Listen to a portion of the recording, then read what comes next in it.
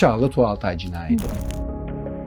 O gün çekilen fotoğrafları nasıl analiz edeceksiniz? Bir yere kadar. Çünkü onlar analog fotoğraflar. Basit bir şey gibi gözüküyor ama sonucu değiştirir. Çeşitli fotoğrafların çekmesi lazım ki bizim o hangi açıyla girmiş, bu kişi sağlak mı, solak mı onu anlayacağız. Nasıl yapmış, arkadan mı, önden de bir sürü ayrıntı var burada. Bu işi, o vakayı o anda çözemeyebilirsiniz. 5 yıl sonra çözersiniz. Ama nedir olay? Teknik imkan olacak. Tekrar tekrar değerlendirebileceksiniz. Ayrıca biz her zaman cenazenin yakınlarıyla da konuşuruz. Ya bunu biri yaptıysa ona, bunun ayrımını nasıl tespit ediyorsunuz? Evet, çok güzel soru. Kadın cinayetlerinde yaşlara göre katil profili var. Sadece gözünüzle bakarak bir tanı koymanız her zaman mümkün değildir. Ölüm zamanı konusunda büyük bir tartışma vardı ve küçücük bir nokta bulduk bir fotoğraftaki bir kızarıklıktan ölüm zamanını tespit ettik. İlk otopside peki ne hissettiniz? Korktum tabii ki. Korktum yani korkulacak bir şey çünkü. Cenazeyle temas etmek kolay bir şey değil. Böyle kalkacak gibi onu hissettim.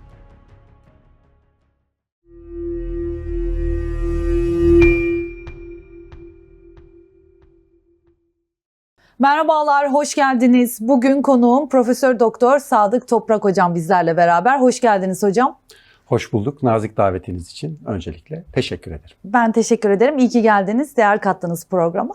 Şimdi şunu sormak istiyorum. Aslında bizim de canlı yayınlarımızda ve kriminal konularda işlediğimiz ve merak ettiğimiz konulardan biri. Özellikle otopsi. Mesela bazen biz diyoruz ki böyle mesela bir vaka oluyor veya bir konu işliyoruz. Ya otopsi raporu niye hala çıkmadı? Ya 3 ay geçti, 4 ay geçti, 6 ay geçti. İzleyiciler de çok soruyor. Diyorlar ki niye bu kadar geç çıkıyor bu otopsi raporları diyorlar mesela. Ben böyle kitabın ortasında ilk soruyla başlıyor. Evet, aslında şöyle bir şey. Bugün yani 2026 yılında yaptığımız otopsinin birkaç komponenti var. Öncelikle hekimin, genellikle bu birden fazla bir hekim olur. 2 hekimin ya da 3 hekimin beraberce bir otopsiyi yaparlar. İşlemini yaparlar. Yani işte açılır, harici ve dahili muayenesi yapılır. İç organ parçaları ya da başka yerlerden çeşitli numuneler alınır. Daha sonra bunların hepsi birden toksikolojiye, histopatolojiye yani doku örneklemesine veyahut da çeşitli zehirlerin aranmasına gönderilir. Ayrıca biz her zaman cenazenin yakınlarıyla da konuşuruz. Bu kişinin geçirdiği bir hastalık var mı, bir ameliyat var mı, nasıl olmuş olay, işte vücudunda çeşitli izler var mı, işte 2 böbreği birden yerinde mi, belki birisi daha önce alınmıştır ya da bir sorunu vardır, işte karaciğerinde bir sorun var mıydı? Birçok mesela otopside bulursunuz, vücudun çeşitli yerlerinde tümörler biz tespit ederiz.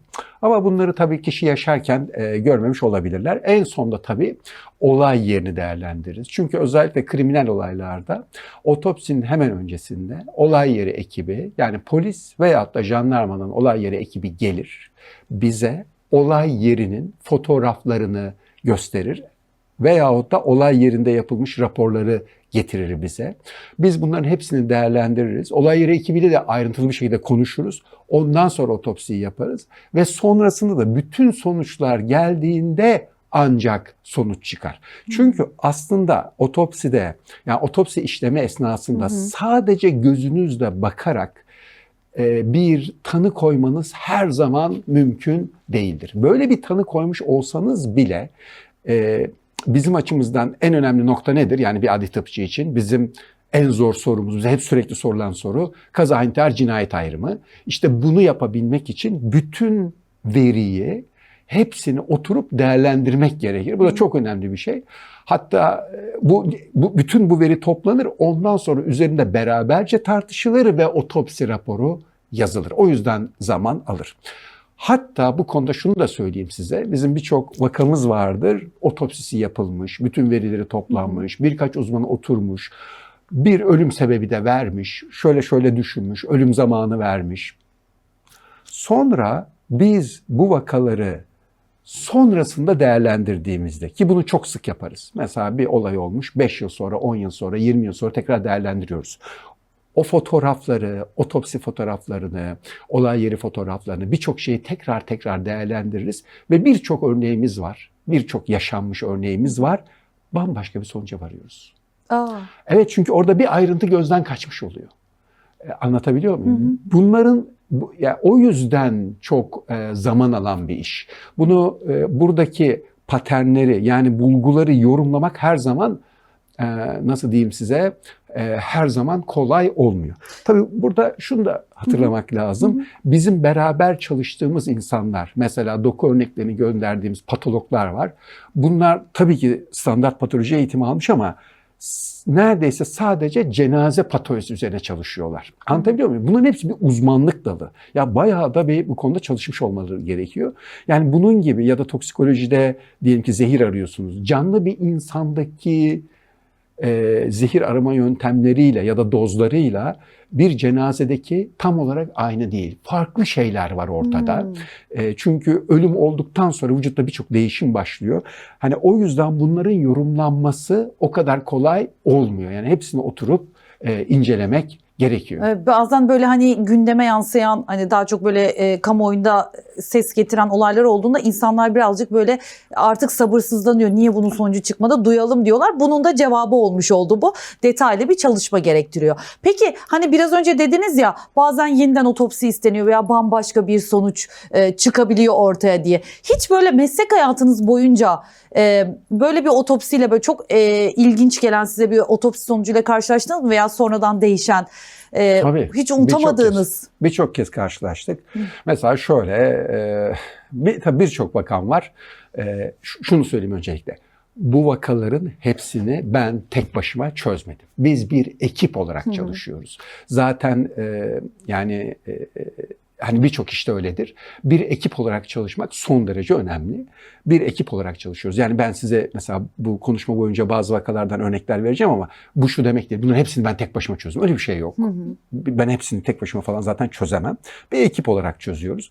Mesela bu çözdüğümüz vakalardan benim en çok hoşuma gidenlerden birisi yakın zamanda olmuş. Yani bir vakamız vardı ve ölüm zamanı konusunda büyük bir tartışma vardı ve İşte katili o belirleyecekti. Ve küçücük bir nokta bulduk bir fotoğraftaki bir kızarıklıktan ölüm zamanını tespit ettik. Ki otopsiyi yapanlar aslında ölüm zamanını o aralığın çok daha geniş bir aralık vermişlerdi. Biz o sayede küçücük böyle bir fotoğrafı büyüterek yakaladığımız bir sahneyle bunu yakaladık. Tabii bunu yapabilmek için neye ihtiyacınız var? Ben size çok basit bir şey söyleyeyim. Diyelim ki hani şu günlerde en popüler olan konular, diyelim ki Çağla Tuğaltay cinayeti. Şimdi Çağla Tuğaltay cinayetini biz bu şekilde rekonstrüksiye ederiz. Yani bütün olayı tekrar baştan değerlendiririz. Ama mesela o gün çekilen fotoğrafları nasıl analiz edeceksiniz? Bir yere kadar. Çünkü onlar analog fotoğraflar. Ne olmuş? Onları kağıda basmışlar. Oysa şu anda nasıl fotoğraf kullanıyoruz? Şu anda dijital fotoğraf makineleri var. Onların çektiği fotoğrafları çok daha fazla büyütebiliyorsunuz. Basit bir şey gibi gözükür ama sonucu değiştirir. Yani bizim işimizde teknik imkanlar çok önemlidir. Yani nasıl bir teknik imkanınız var? Mesela çok basit bir şey söyleyeyim size. Bir vakamızda, bir boğazlanma vakasıydı o da. Şöyle bir sorun yaşanmış. Otopsi çok güzel yapılmış aslında. Fotoğraf da çok güzel çekilmiş. Bir boğazlanma vakası, yani boğazı kesilmiş bir yine orada bir kadın cinayetiydi. Fakat fotoğraf makinesi bu çekiyor ya bu kesiyi. Evet. İşte uçlarını Kesiyor, kesiyor, evet. kuyruklarını çekiyor. Çeşitli fotoğraflarını çekmesi lazım ki bizim o hangi açıyla girmiş, bu kişi sağlak mı, solak mı onu anlayacağız. Nasıl yapmış, arkadan mı, önden de bir sürü ayrıntı var burada. Ama ne olmuş? Fotoğraf makinesi çeneyi önde gördüğü için sürekli çeneye odaklanmış ve boyun sürekli flu çıkmış. Bakın yani böyle bir şey olabilir. Teknik. Aslında burada fotoğrafçı büyük bir dikkatle çekmiş fotoğrafları, doğru yerleri çekmiş ama fotoğraf makinesinin otofokusu bize yanlış fotoğraflar vermiş. Mesela burada büyük böyle bir sorun yaşamış. Yani bizim için teknik imkanlar çok önemli. Yani adli tıptaki en önemli nokta nedir derseniz teknik imkanlar. Bu işi, o vakayı o anda çözemeyebilirsiniz. 5 yıl sonra çözersiniz. Ama nedir olay? Teknik imkan olacak. Tekrar değerlendirebileceksiniz o vakayı. Siz kaç yılında başladınız mesleğe? 2001 senesinde ben adli tıba başladım. 2001. Neden adli tıp mesela? Nasıl karar verdiniz? Çok güzel bir soru. Neden adli tıp? Aslında en başta ben adli tıbbı böyle ya ben adli tıpçı olacağım. Hayatım boyunca adli tıpçı olmak istiyordum. İşte bu benim mesleğim. Böyle bir düşüncem hiç yoktu. Bir tesadüf eseri böyle bir teklif aldım. Ondan sonra böyle bir şey düşünür müsün diye çok yakın bir arkadaşımdan, ona da buradan selam göndermiş olayım. Çok sevdiğim birisidir. Ya dedim aslında olabilir ve ben tamamen tesadüf eseri başladım ve ilk bir yıl hatta yani hadi tıpçı olsam mı olmasam mı diye düşünerek devam ettim. Ama daha sonra çok benim açımdan ilginç bir şey fark ettim. Yani ben böyle rutin şeylerden hoşlanmayan bir insanım. Zaten hiçbir zaman çok hoşlanmadım. Adli tıpta şöyle bir şey olduğunu fark ettim.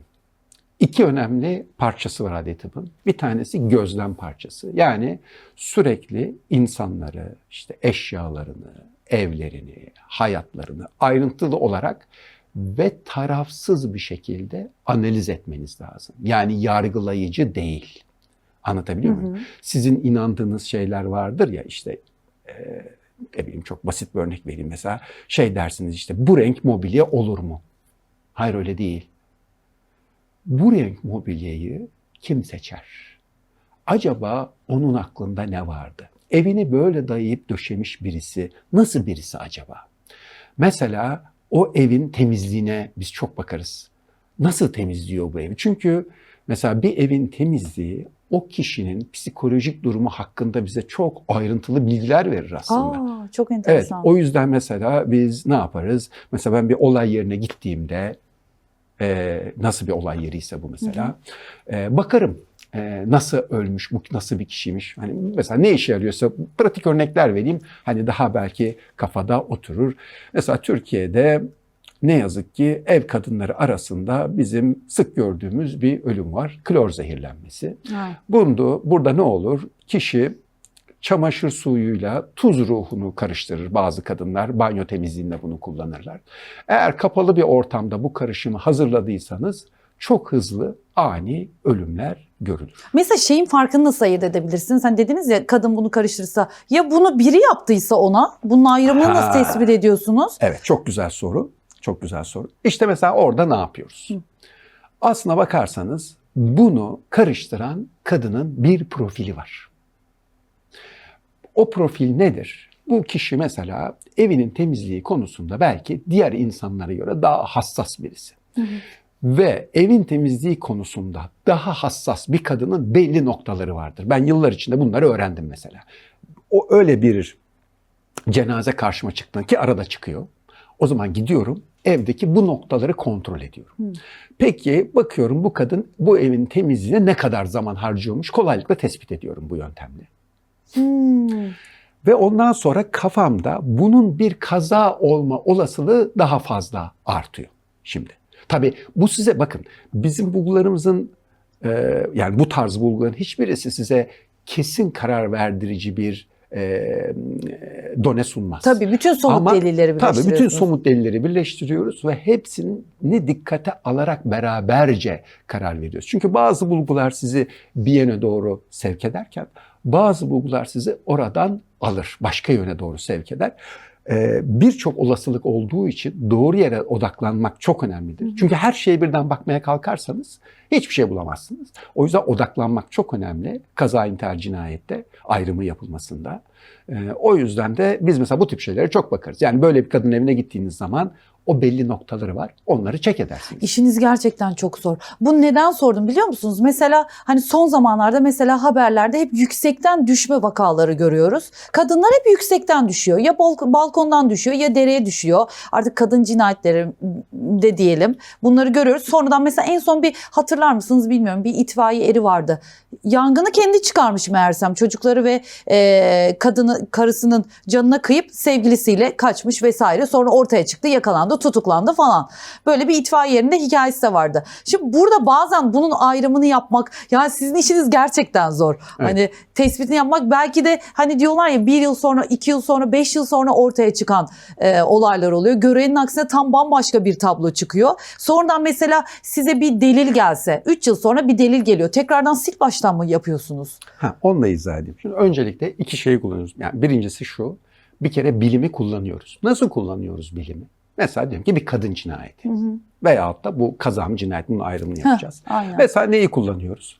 Şimdi aslında kadın cinayetlerinde yaşlara göre katil profili var. Biliyoruz. Mesela Türkiye'de de bu konuda yapılmış çalışmalar var. Benim bizzat yaptığım çalışma da var bu konuda. Evet. Hangi yaş grubunu kim öldürüyor ve ne amaçla öldürüyor'nun istatistiği var zaten. Biz o yüzden ne yapıyoruz? İlk önce buna bakıyoruz. En yüksek olasılıktan başlıyoruz. Neyi kastediyorum? Mesela diyelim ki 30'lu yaşlarda partneri olan bir kadın, kocası olabilir, sevgilisi olabilir, erkek arkadaşı neyse olabilir. Mesela bu kadın öldürüldüyse ilk önce etrafındakilere bakmanız gerekir. Oysa 60-65 üstünde öldürülen bir kadında başka bir şeye bakmanız lazım. Bu kadınların öldürülme profili başka bir şey. Buna zaten ne diyoruz? Kriminoloji diyoruz. Yani Evet. suç bilimi diyoruz. Bunun istatistikleri zaten elimizde var. Mesela az önce verdiğiniz örneği beraberce değerlendirelim. Şimdi kişi neymiş burada? Bir kere kocaymış. Çocuk doğurabilecek yaştaki kadınlarda, yani çocuk doğurması alakası yok. Ama sıklıkla bu yaşlarda olduğu için biz söylüyoruz. Bu yaşlarda en sık ölüm sebebi kişinin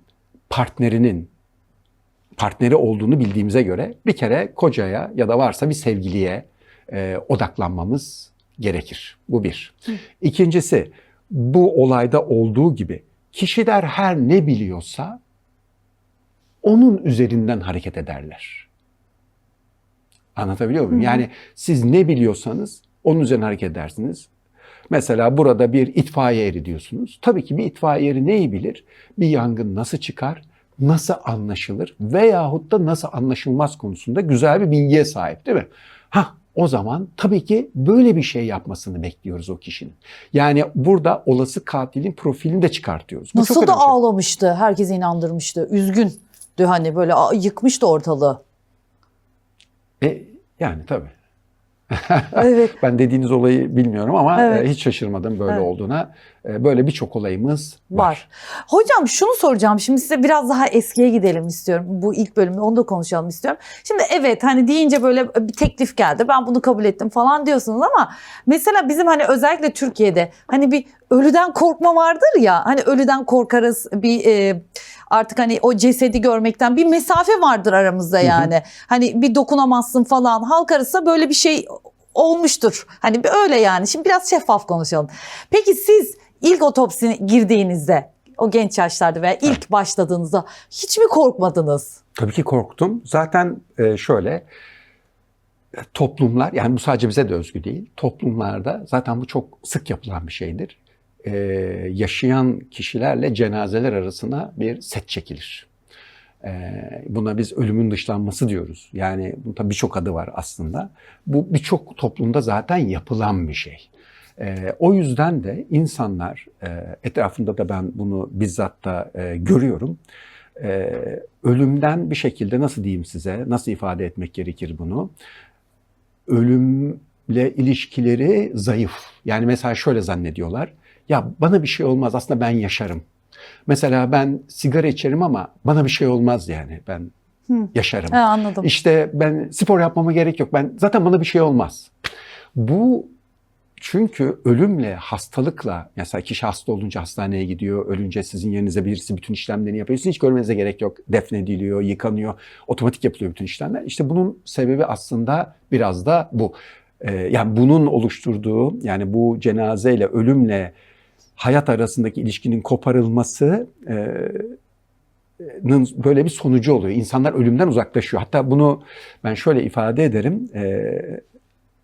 Öğrencilerime, çeşitli tıp fakültelerinde de öğrencilerim oluyor. Onlara hep söylediğim bir şeydir. Şu an gençsiniz. 20'li yaşların başındasınız. Hep böyle olacağını zannediyorsunuz. Öyle falan olmayacak. Hepiniz öleceksiniz. Bunu söylediğim zaman genç böyle meslektaşlarımın ilk kez mesela ölümü düşündüğünü görüyorum. Çünkü ölüm düşünülmesi gereken bir şey aslında. Yani çünkü doğduğunuz anda aslında şu demek, ölüme doğru gidiyorsunuz demek. Adi tıp insana şunu öğretiyor. Aslında sizin vücudunuzun son derece kırılgan olduğunu, sandığınız kadar böyle dayanıklı falan olmadığınızı, çok yakında da zaten öleceğinizi anlamanızı sağlıyor. Bu da neyi sağlıyor? Daha sakin bir insan olmanızı sağlıyor. Olayları o kadar böyle küçük olaylar sizi çok rahatsız etmiyor. Etmesin zaten. Gerçekten de bir önemi olmuyor. Mesela kendinizi daha az önemsiyorsunuz. Bunlar güzel şeyler diye düşünüyorum. İlk morga girdiğinizde ne hissettiniz? Çok korkunç hissettim tabii. O zaman gençtim. Hatta o zaman sigara da içerdim. Mesela biz o zamanlar işte morga girmeden önce sigara içerdik. İşte koku çok gelmesin falan diye. Ama tabii sonra insan öğreniyor, alışıyor. Hiç böyle canlanıyor falan zannettiniz mi? Ha tabii onu bir yerde söylemiştim, evet. İlk otopsilerimden birinde hakikaten ben onu hissetmiştim. Çünkü bazı cenazeler daha böyle nasıl ifade edeyim? Nasıl oldu? Bir anlatır mısınız o anı? Gördünüz, geldi size ilk vakanız. Veya ilk morga girdiniz. Evet, şöyle bir şey, yani bir kadıncağız, genç bir hanımdı. Ondan sonra işte otopsisini yapıyoruz. Hakikaten yani işte onu hissettim yani. Yani böyle kalkacak gibi onu hissettim. Bu garip bir şey değil aslında. Çünkü dediğim gibi şöyle bir şey. Canlılıkla ölüm arasında şöyle güçlü bir ilişki var. Ben size şöyle bir şey anlatayım. Şöyle bir olay anlatayım. Siz ne demek istediğimi anlayacaksınız. Bir gün bir maden kazası olmuştu. 30'un üzerinde cenazemiz vardı. Ama bu maden kazasında bir patlama olmamış. Gazdan vefat etmiş madencilerimiz. Çok böyle üzücü bir vakaydı. Birkaç adli tıpçı biz oturduk. Bu cenazelerin hepsinin otopsilerini yaptık. Tertemiz bunlar. İşte teknisyenlerimiz var. Tertemiz yıkandı, dikildi, hazırlandı. Sonra her aileden işte 2-3 kişiyi aldık. Herkes kendi cenazesini teşhis etti.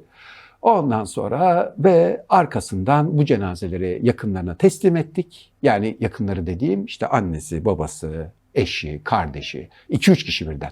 Her neyse, fakat bu cenazelerin bir 6 tanesi, şu anda tabii geçmiş yıllardaki bir olay, zannediyorum 6'ydı ya da 4'tü, tam ondan emin değilim.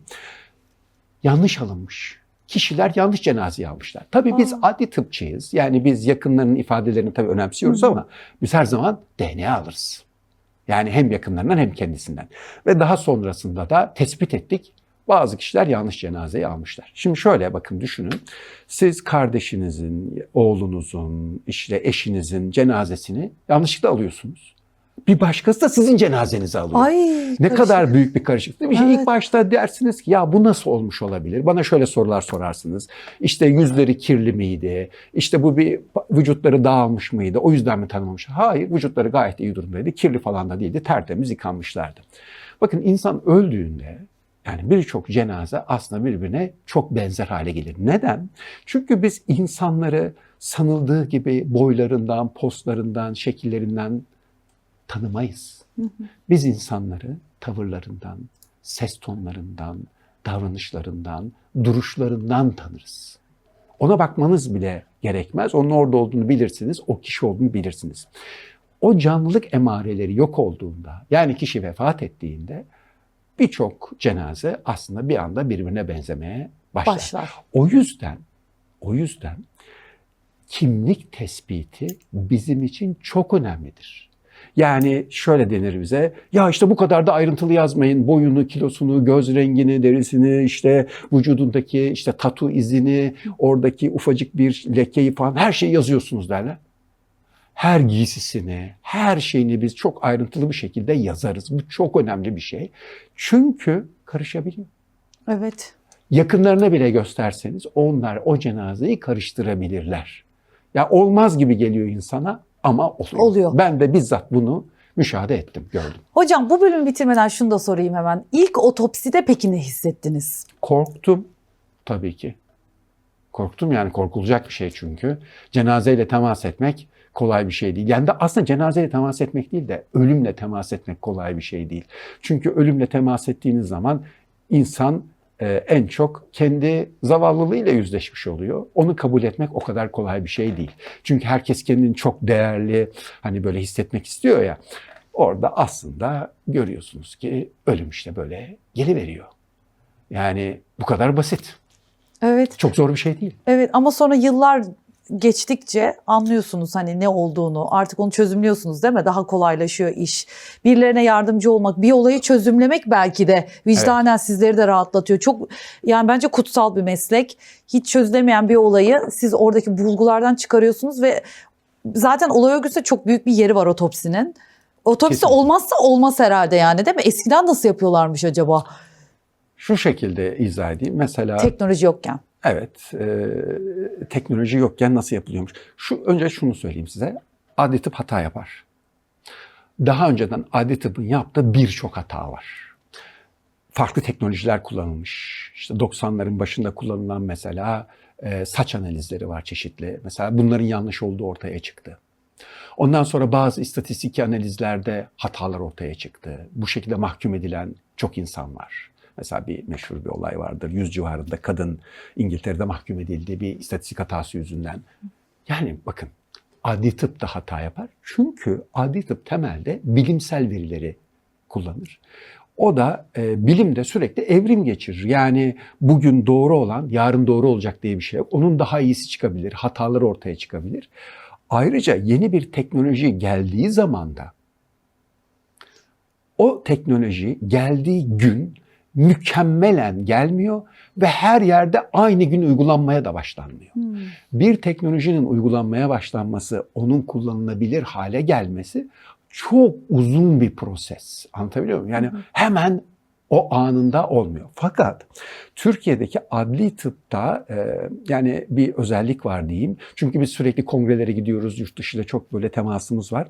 Türkiye'deki adli tıpçılar açıkçası hem de kurumlar bununla ilgili, üniversiteler, adli tıp kurumu, hastaneler teknolojik yenilikleri çok böyle yakından izliyorlar. Yani biz o yüzden mesela şanslıyız o açıdan.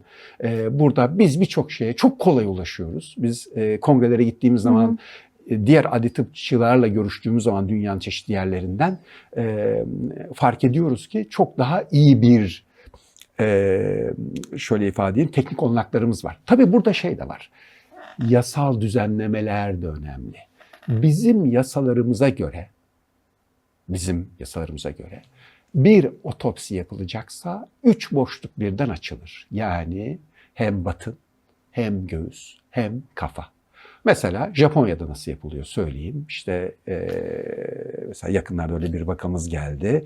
Bir Türk vatandaşı Japonya'da ölmüş. Ondan sonra onun otopsisini baktım nasıl yapmışlar diye. Şöyle yapmışlar. Otel odasında ölü bulunmuş bir kadın. Ondan sonra gelmiş, adli tıpçı gelmiş. Bakmış, muayenesini yapmış ve ben demiş buna görüntüleme istiyorum. Çeşitli görüntüleme metotlarıyla kafayı görüntülemiş, kafa içini, beyni ve orada kanamayı tespit etmiş, göstermiş bu kanamayı.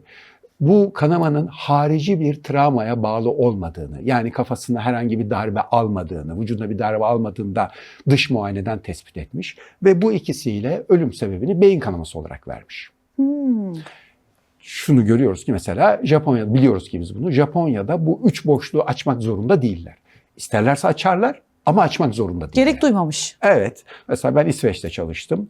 Orada da neredeyse herkese otopsi yapılıyor. Öyle ifade edeyim. Ama onlar da bizim yaptığımız gibi büyük oranda kriminal otopsiyi, yani şöyle gerekli vakalarda kriminal otopsi yapıyorlar ama birçok vakada kriminal bir derinlikli bir otopsi yapmıyorlar. Yani neredeyse birçok ölüme yapılıyor ve böyle hızlı bir şekilde yapılan bir otopsi teknikleri var. Yani Türkiye'deki hakikaten daha farklı bir şey. Daha iyi demeyeyim, daha farklı bir sistemimiz var. Detaysal diyelim, daha detay Türkiye'de yapılıyor. Evet, istendiği için.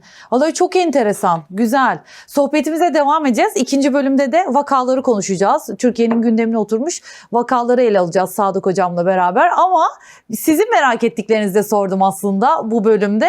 Bir de çok merak ediyorum. Kısa bir cümle böyle, yani kısa programı bitirmeden bununla ilgili fikrinizi almak istiyorum. Son zamanlarda biliyorsunuz yasaklı madde operasyonları çok fazla oldu. Ünlülere yapılan, sanatçılara yasaklı maddeyle ilgili testler yapıldı. İşte kanında var mı yok mu diye. Sonrasında bazı sanatçılar mesela gidiyorlar, diyorlar ki biz diyorlar özel bir klinikte yeniden test yaptıracağız diyorlar. Ne farkı var özelde yaptırınca? Hani devlet yaptırıyor, ben kullanmıyorum diye de iddia edenler var mesela, ama çıktı deniyor mesela, biz öyle biliyoruz, saçında çıktı, kan kıl örneklerinde çıkıyor diyorlar. Evet, bu konuda da bir tartışma var ama bunları da hepsini, vakaları tek tek değerlendirmek lazım. Hangi testi uyguladı? Çünkü şöyle söyleyeyim size. Biz adli tıpta nasıl testler uyguluyoruz? Öncelikle o laboratuvarın buna uygun akredite olması lazım. Yani herhangi bir laboratuvarın sonuçlarını kabul etmiyoruz. Belli bir akreditasyon süreci olması lazım. İkincisi, delil toplamanın belli bir standartizasyonu var. size bu konuda mesela O.J. Simpson davasını hatırlatırım. Bütün deliller aleyhineydi. Ancak ne oldu?